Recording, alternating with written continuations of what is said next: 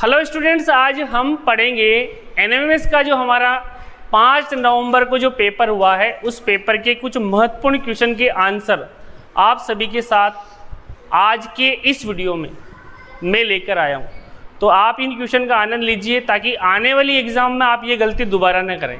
तो देखिए हमारे क्वेश्चंस 5 नवंबर के यूपी के अंदर जो एनएमएस की एग्ज़ाम हुई थी कल 5 नवंबर को, उसके जो प्रश्न पत्र का हल यहाँ पे कराया जा रहा है। तो देखिए विश्व एड्स दिवस कब मनाया जाता है? 1 दिसंबर को, 2 दिसंबर को, 2 अक्टूबर को, 14 नवंबर को। तो देखिए 14 नवंबर आप सब जानते हैं, 2 अक्टूबर गांधी जी की जयंती, 2 दिसंबर, 1 दिसंबर। तो 1 दिसंबर हमारा करेक्ट आंसर है, यानी कि 1 दिसंबर को प्रति वर्ष हम क्या मनाते हैं? एड्स दिवस मनाते हैं। अगला क्वेश्चन देखिए, कीटभक्षी पौधे कौन से होते हैं? तो वे पौधे जो कीटों का भक्षण करते हैं उन्हें कीटभक्षी पौधे कहते हैं। जैसे घटपर्णी पादप इसका उदाहरण है, यानी घटपर्णी पादप को फीचर प्लांट भी कहते हैं। ये क्या करते हैं? मृत और सड़े गले जीवों को, सूक्ष्म जीवों को, यानी कि कीटों को खा जाते हैं, पचा जाते हैं, इसलिए इनको घटपर्णी पादप। अगला रक्त क्या है? तो रक्त एक तरल संयोजी उत्तक है। क्यों है तरल संयोजी उत्तक? क्योंकि रक्त के अंदर विभिन्न प्रकार के कंपोनेंट्स होते हैं, प्लाज्मा होती है, आरबीसी होती है, डब्ल्यूबीसी होती है, इसलिए रक्त क्या है? एक प्रकार का संयोजी उत्तक का उदाहरण है। अगला क्वेश्चन है, बाह्य निषेचन किसमें होता है? तो स्टूडेंट्स ऐसा निषेचन जिसमें जो युग्मक होते हैं, नर युग्मक और मादा युग्मक, मादा के शरीर के बाहर मिलते हैं, तो इस प्रकार के निषेचन को बाह्य निषेचन कहते हैं। और ये होता है मेंढक में, मेंढक, मछली, तारा मछली इत्यादि में। अगला क्वेश्चन है, अमरबेल उदाहरण है। तो अमरबेल एक प्रकार का परजीवी पौधा है, क्योंकि अन्य जीव की या अन्य पौधे के ऊपर चढ़ जाता है, तो ये क्या है? एक प्रकार का परजीवी पादप का उदाहरण है। अगला क्वेश्चन है, एक वयस्क मानव की मेरुदंड, मेरुदंड का मतलब वर्टिब्रेट्स, जो हमारी रीढ़ की हड्डी होती है, उसमें टोटल जो हड्डियां कितनी होती है? तो उसमें 33 वर्टिब्रेट्स होती है। 33 वर्टिब्रेट्स कशेरुकाएं यानी कि वर्टिब्रेट्स हमारी बॉडी में होती है, हमारी पृष्ठी रज्जु यानी कि मेरुदंड में होती है। अगला क्वेश्चन, टाइफाइड जो बीमारी है वो कौन से सूक्ष्म जीव का? तो देखिए जो टाइफाइड जो है ये होती है साल्मोनेला टाइफी, साल्मोनेला टाइफी नामक जीवाणु के कारण, यानी कि साल्मोनेला टाइफी। तो यानी कि ये क्या है? एक प्रकार का जीवाणु है, यानी कि जीवाणु के द्वारा होती है, यानी कि ऑप्शन सी हमारा करेक्ट आंसर हुआ इस प्रश्न का। अगला क्वेश्चन, कोशिका का ऊर्जा ग्रह, यानी कि पावर हाउस भी क्वेश्चन आ जाता है कई बार, बिजली घर भी आ जाता है। तो कोशिका का बिजली घर कौन है? Mitochondria is the power house of the cell. अगला देखिए, पादपों में जल का परिवहन। तो देखिए जल का परिवहन करता है जाइलम और फूड का परिवहन करता है फ्लोएम। तो जल का परिवहन जाइलम द्वारा, यानी कि ऑप्शन डी हमारा करेक्ट आंसर हुआ इस प्रश्न का। अगला क्वेश्चन देखिए, निम्न में से कौन से जंतु अंडे देते हैं? तो जो अंडे देने वाले अंडज कहलाते हैं। तो देखिए इसमें जो प्लेटिपस जो होता है ये एक ऐसा जीव है जो कि अंडे देता है। बाकी जो जितने भी हैं सब क्या देते हैं? बच्चे को देते हैं, परिपक्व शिशु को जन्म देते हैं। किसी जड़ में भोजन के संग्रह के लिए रूपांतरण होता है। तो देखिए जो गाजर जो है यानी कि कैरोट, उसमें जो भोजन संग्रह जो जड़ के द्वारा होता है, विभिन्न इसमें पत्तियों के द्वारा, जैसे पालक के अंदर पत्तियों द्वारा होता है, किसी में जैसे कि आपको पूछा जाए गन्ना जो है, गन्ने में किसके द्वारा होता है? तने द्वारा होता है। फूल गोभी होती है, उसमें फूल द्वारा भोजन का संग्रह हो रहा है। नर और मादा युग्मकों का संलयन क्या कहलाता है? तो नर और मादा युग्मक का संलयन कहलाता है निषेचन, जिसको फर्टिलाइजेशन भी कहते हैं। अगला क्वेश्चन है, निम्नलिखित संस्रोतों में कौन सा ऊर्जा स्त्रोत का नवीनीकरण है? तो देखिए ये यहाँ पे क्वेश्चन में कुछ गड़बड़ी होगी, मिस प्रिंटिंग होगी, इसको आप देख लीजिए। यदि आपतन कोण I तथा परावर्तन कोण R हो तो प्रकाश के परावर्तन नियमानुसार होंगे। तो देखिए एंगल I बराबर एंगल R होता है हमेशा, यानी कि परावर्तन कोण और आपतन कोण का मान सदैव बराबर होता है। देखिए समतल दर्पण है और ये नॉर्मल लाइन है, ये जो है आने वाली किरण, ये जाने वाली किरण यानी कि परावर्तित किरण, यानी कि ये जो एंगल है ये हमेशा इसके बराबर। अगर ये 30 डिग्री है तो ये भी 30 डिग्री हुआ, ये 60 है तो ये भी 60 रहेगा, ये 90 है तो हो ही नहीं सकता, क्योंकि 90 पर तो फिर परावर्तन संभव नहीं है। अगला क्वेश्चन है देखिए, इलेक्ट्रॉन होता है, तो इलेक्ट्रॉन क्या होता है? ऋणावेश होता है, और इसका जो मान होता है 1.6 × 10⁻⁹ कूलम होता है इलेक्ट्रॉन पर चार्ज। अगला क्वेश्चन है श्रव्यता परास। तो हमारी जो ऑडिबल रेंज है, हमारी जो श्रव्यता परास है 20 हर्ट्ज से लेकर 20,000 हर्ट्ज के बीच में होती है, यानी कि 20 हर्ट्ज से लेके 20,000 हर्ट्ज, यानी कि ऑप्शन डी हमारा करेक्ट आंसर। अवतल लेंस से बना प्रतिबिंब होता है। तो देखिए उत्तल लेंस वास्तविक और उल्टे इमेज बनाता है, लेकिन अवतल हमेशा सीधा और काल्पनिक और वस्तु से छोटा इमेज बनाता है।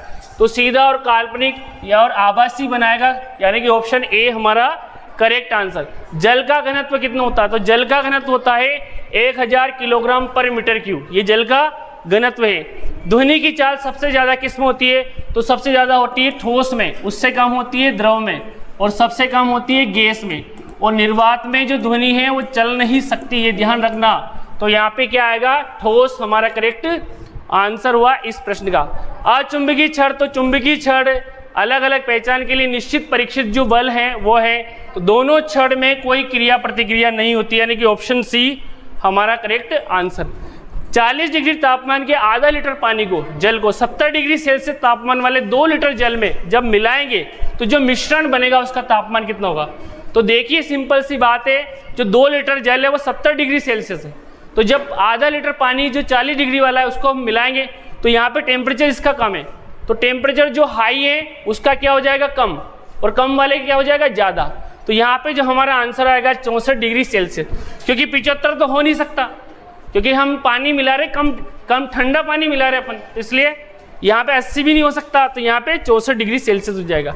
समतल दर्पण पर 60 डिग्री से आपतित किरण के लिए परावर्तन कोण, तो ये अभी मैंने जस्ट बता दिया नॉर्मल लाइन, ये 60 डिग्री कोण है, तो ये भी कितना होगा? 60। तो यहाँ पे हमारा आंसर क्या आ जाएगा? सी। अगला क्वेश्चन, प्रकाश के वर्णमाला का क्रम है।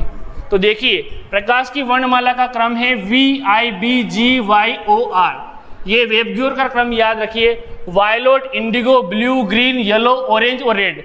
तो बीच में कौन सा कलर है? ग्रीन। तो यहाँ पे हमारा जो आ जाएगा हरा कलर, यानी कि ग्रीन कलर। अगला, ये चिन्ह किसका है? तो ये चिन्ह है बैटरी का, यानी कि यहाँ पे 1 2 3 तीन सेल जुड़े हुए हैं। तो सेल का संयोजन क्या कहलाती है? बैटरी कहलाती है। क्या कहलाती है? बैटरी। और प्रतिरोध की बात की जाए तो प्रतिरोध का चिन्ह ये है, कुंजी का चिन्ह ये है, इसके अलावा ये बंद कुंजी, आमीटर का जो चिन्ह है ये है। अगर इस तरह से आए तो आप इनको कर सकते हैं।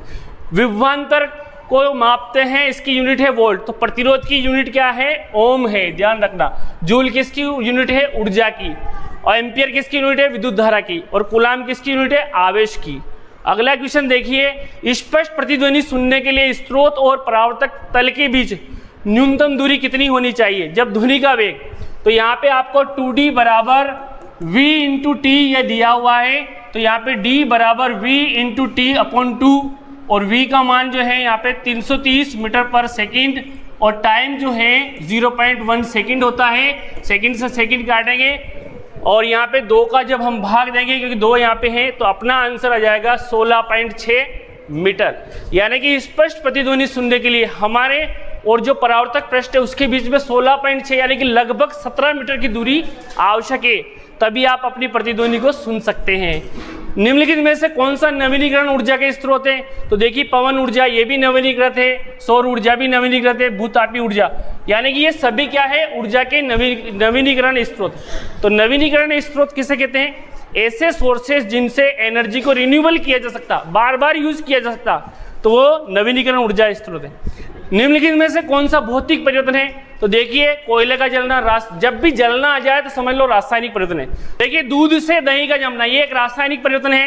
पानी से बर्फ का जमना, देखिए बर्फ से वापस पानी प्राप्त किया जा सकता, तो ये क्या है? एक प्रकार का भौतिक परिवर्तन है। लोहे से जंग लगना एक प्रकार का रासायनिक परिवर्तन का उदाहरण है। अगला है चूना पत्थर से प्राप्त होने वाली धातु। तो चूने पत्थर से कौन सी धातु प्राप्त की जाती है? कैल्शियम धातु प्राप्त की जा सकती है चूना पत्थर से। अगला क्वेश्चन है सोडियम धातु का संकेत है। तो सोडियम का संकेत क्या है?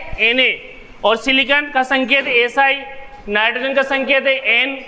इसके अलावा अगला क्वेश्चन है एल्यूमिनियम का Sk। तो देखिए बॉक्साइट जो है वो एल्यूमिनियम का Sk यानी कि Al2O3.2H2O अप्रत्यावर्ती परिवर्तन का उदाहरण नहीं है। तो देखिए यहाँ पे गुब्बारे का फूलना अप्रत्यावर्ती परिवर्तन का उदाहरण नहीं है। अगला क्वेश्चन है वायु में ऑक्सीजन कितनी % पाई जाती है? तो वायु में ऑक्सीजन 21% पाई जाती है, नाइट्रोजन पाई जाती है 78%, कार्बन डाइऑक्साइड पाई जाती है 0.03%। ओजोन परत में छिद्र का कारण है क्या है? जल प्रदूषण, वायु प्रदूषण, ध्वनि प्रदूषण उपयुक्त। तो वायु प्रदूषण यानी कि क्लोरोफ्लोरोकार्बन गैसों के उत्सर्जन से जल प्रदूषण हो रहा है। और भारत में सर्वप्रथम कौन सा यूरोपीय व्यापारी आया था? तो भारत में पुर्तगाली आए थे, और पुर्तगाली सबसे आखिरी में गए, सबसे पहले आए थे और सबसे अंतिम में गए। तो ये एनएमएस का पेपर था जो कि 5 नवंबर को आया था यूपी के एग्जाम में, जो कि मैंने यहाँ पे करवाने का आपको प्रयास किया। Thank you.